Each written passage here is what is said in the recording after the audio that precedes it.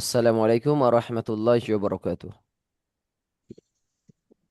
ওয়ালাইকুম আসসালাম ওয়া রাহমাতুল্লাহি ওয়া জি বারাকাতুহু। ভাইরা, আমরা পড়া দেব সূরা মুলকের 3 আয়াত। আজকের পড়া থাকবে ইনশাআল্লাহ। চলেন আমি 3 আয়াতটা আমি পড়ে দিচ্ছি, আপনারা জি দেখে নেন, তারপর আমি আবারও আপনাদেরকে পড়া নিচ্ছি।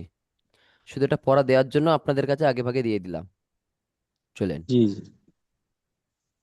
أعوذ بالله من الشيطان الرجيم. بسم الله الرحمن الرحيم.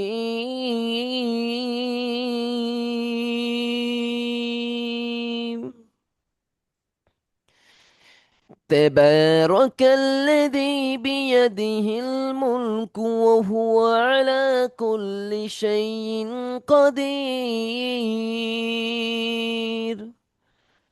الذي خلق الموت والحياة ليبلوكم أيكم أحسن عملا وهو العزيز الغفور.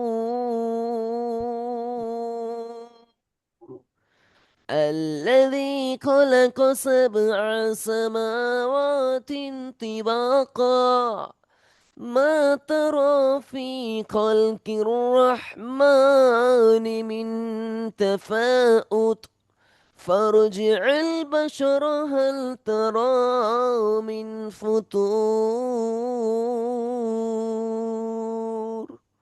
সদাকাল্লাহুল আলিউল আযীম।